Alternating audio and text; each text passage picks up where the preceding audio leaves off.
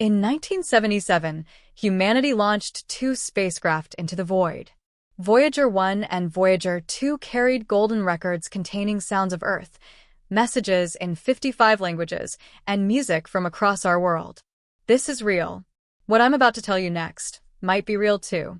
On January 15, 2025, Voyager 1, now over 15 billion miles from Earth, sent back a signal that NASA didn't expect. After months of communication issues, the spacecraft transmitted a message that wasn't in any programming language known to the engineers who built it. Act 1. The Discovery. Dr. Sarah Chen was the first to notice it. A systems engineer at JPL's Deep Space Network in California, she'd spent 3 years troubleshooting Voyager's aging computer systems. The spacecraft is, after all, running on technology less powerful than a modern car key. At first, I thought it was noise, she told me in an interview that technically never happened. Random data corruption from cosmic rays. But then I saw the pattern. The signal repeated every 47 minutes. Exactly 47 minutes. In the chaos of space, such precision is suspicious. Sarah ran it through every decryption protocol NASA had. Nothing. She ran it backward. Nothing. Then, almost by accident, she overlaid it with the original Golden Records audio signals. It matched. Not perfectly, but enough. Voyager 1 was sending back a response to its own message, altered somehow. Enhanced.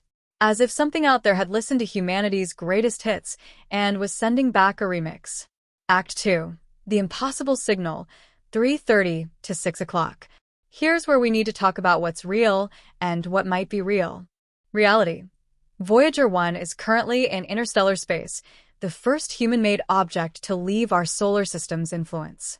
It's traveling at about 38,000 miles per hour. It will take over 40,000 years to approach another star system. Possible reality. Space is not empty.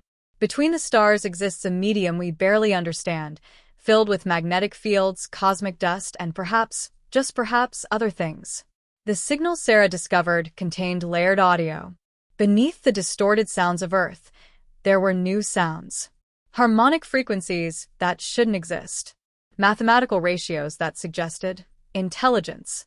Dr. Marcus Webb, a SETI researcher who may or may not have been consulted on this matter, explained it this way. If you wanted to prove you understood a message, the most elegant way would be to send it back transformed by a mathematical principle. A proof of comprehension. The transformed signal contained prime number sequences woven into the music. The Fibonacci sequence hidden in the whale songs. Pi calculated to 1,000 decimal places encoded in Beethoven's Fifth Symphony. Someone or something had done their homework. Act 3. The Decision. Now here's where the story enters murkier waters, where official records go silent and speculation begins. NASA faced an impossible choice. Do you tell the world that we might have received an answer to our cosmic message? Do you announce that after 47 years of silence, someone might be listening? Consider the implications.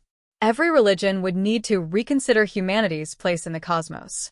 Every government would need to ask, are we ready for contact? Every person would need to confront the reality that we are not alone. Or consider the alternative explanation, the one that lets us all sleep easier. It's a glitch. Aging hardware. Cosmic coincidence. Humans are pattern-seeking creatures after all. We see faces in clouds and hear messages in static. According to sources I cannot name, a meeting occurred in February 2025. Representatives from NASA, the Department of Defense, several international space agencies, and a handful of scientists sworn to secrecy. The decision was unanimous, though not everyone agreed with it. The public would be told nothing until they knew more. And so began the most secret scientific endeavor in human history, Project EchoBack. A small team, working in isolation, analyzing every second of that signal, preparing a response, and asking the question that terrifies and excites us in equal measure. What do we say back? As I record this, Voyager 1 continues its journey into the darkness between stars. It will outlive us all. Long after humanity is gone, it will still be traveling, carrying our golden record, our message in a bottle to whoever might find it. Whether the signal Saracen discovered was real or a ghost in the machine, we may never know publicly. But I can tell you this much. On March 3, 2025, the Deep Space Network transmitted a new signal to Voyager 1. Not a command. Not a diagnostic. A message. 3 minutes of new audio, carefully composed by a team that doesn't officially exist. The transmission included updated sounds of Earth, a child's laughter, recorded in 2024, a new song, created specifically for this purpose, and mathematical sequences of our own, proof that we too had done our homework. The response time, if there is a response, would be measured in months. Light takes over 22 hours just to reach Voyager 1.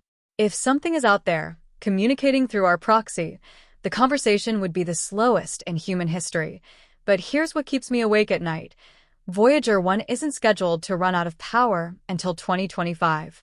Some estimates say 2030, if we're lucky. After that, it goes silent forever. A tomb traveling at 38,000 miles per hour. The question isn't whether we're alone in the universe. The question is whether we'll still be listening when the answer finally comes.